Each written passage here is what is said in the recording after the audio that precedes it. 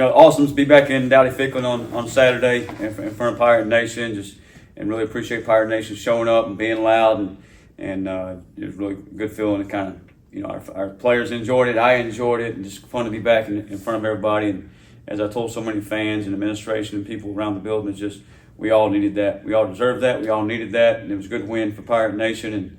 And just appreciate everybody showing up and the support we've had through this whole thing. And even the Pizza Hut drive yesterday, I saw that was a big hit. So appreciate everybody, and thank you to Pirate Nation. So, all right, Stephen, did a good job last week, so you can go again this week. We'll start it off. Obviously, look, you know you were going to get the run last week, and to kind of meet those standards, how do you feel like the defense played overall in week one? Yeah, we knew they were a run-heavy football team. They did that against FAMU, Norfolk State did. So going into the game, you knew they had two really good tailbacks and good tight ends. You felt, their O-line was coached really well, and they did some good things. I think the second play of the game there, I believe it was, they popped and run on us for about 16 yards. I think second biggest play of the night there. And, kind of got me a little worried there. But after that, I thought we responded very well and did a good job tackling. And just really proud of how hard the kids played and topped off tackles and got 11 hats to the ball, those type of things. So I thought we did a good job there. Can't do much better than a yard per carry. I think it was less than a yard per carry. What did you feel that was working for you just all night in the run game? You could do 0 yards per carry or negative. No, I just thought the kids played hard, and early on, we had a few things game planned up, just kind of hit some things thick, and we're like, hey, no, we got to go back to kind of crossing some old lineman's face. So we did a better job with that as the game went on. So we adjusted some things there, and those angle movements came free and hit some guys in the backfield. And create some tackles for loss. I think we had 17 on the night, which is a huge shout out to our players and our kids, just being really locked in the game plan. I thought they did a really good job of just practicing all week, studying their opponent, knowing what's coming, and then executing the game plan. And it worked out. I had a chance to stop the run and kind of put them in some tough situations and played in our part. So it was nice to see that. Obviously, you're going to face a little more up-tempo this week. Yeah. But the good thing is you've been getting a good look at that all summer. How is that transition from a team who slows it down more, runs the ball more, to a team a little more? It's totally different. I mean, we got to practice on Tuesday, and you think, golly, it looks like we haven't seen this all year. So thankfully we do have a team that, our offense runs tempo. So we have seen it in the spring, have seen it in preseason camp, but we got to get greased back up to it. I mean, it's, after 2 days of working against their offense, I don't feel like we're where we need to be for Saturday night. We still got 3 days of preparation, but we got to have an urgency and intent and a purpose to get lined up. The ball's down, you can't celebrate the last play. Last week, yeah, we had a lot of energy for each other. One of us made a play. We all made a play, had a lot of juice for each other. But this week, there won't be time for that. We got to get lined back up, got to get our cleats in the ground, get our feet set, and get ready to play the next call. Because if you don't, you see in the first big touchdown at South Carolina, I think it was the second drive, second play, 2nd and 7. The safety's over there trying to communicate with the boundary safety. He turns back around, and Isaiah Page has passed him, and about 75 yards later, he finds him in the end zone. And that's exactly what they'll do to you.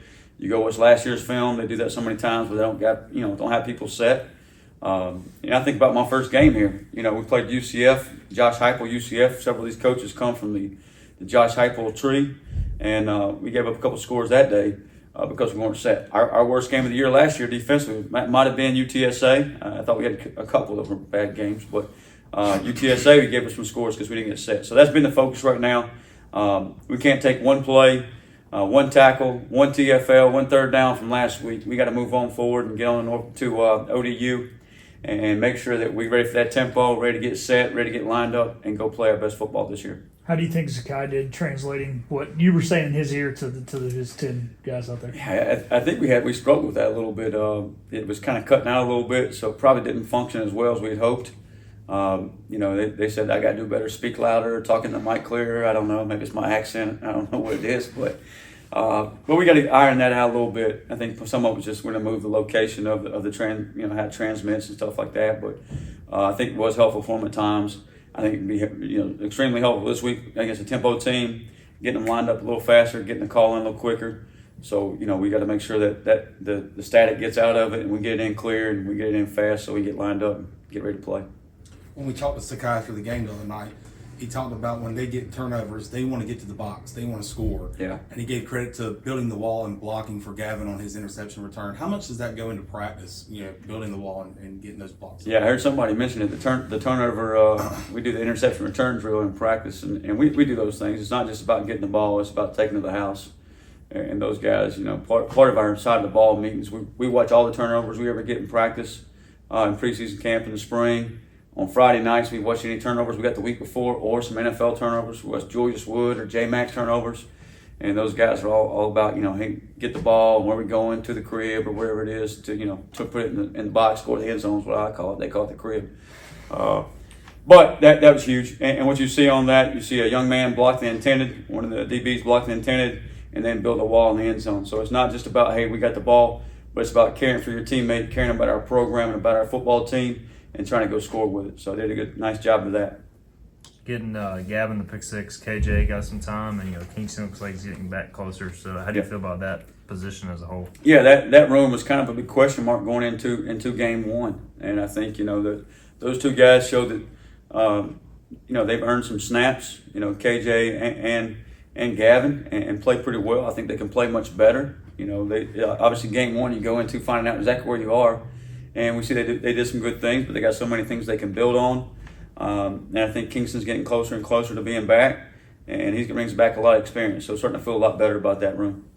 ODU quarterback, he's obviously got a run game to him as well. He had the long run for the touchdown. Yep. What do you kind of see out of him, out of those skill sets? Yeah, Grant Wilson, I think, is a really strong, quarterback that can beat you with the arm, makes all the right throws, does a really good job getting the ball to his receivers. He's kind of a point guard, John Stockton type, putting the ball out there, can throw the field out.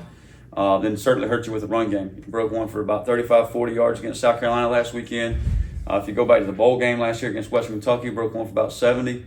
So he kind of has decisive speed. When he hits it vertical, he can take off on you. So you got to be, you got to account for him in the scramble game. If he scrambles around, you got to make sure we got some eyes to account for him. In the quarterback run game, he's a threat. And I think they had about 350 yards last week against the SEC team. I know it says like 308. I think that's after the sacks, but 150 on the ground, 200 in the air. Very, very balanced offense. Isaiah Page obviously took about the fourth play of the game to the house for about 70. Legit speed. I know he's good friends with Surratt and Ware, went to high school with him, some of the other guys, but they got some legit threats that we got to make sure we're paying attention and get lined up and know where they're at and do a good job of tackling and just getting 11 hats to the ball.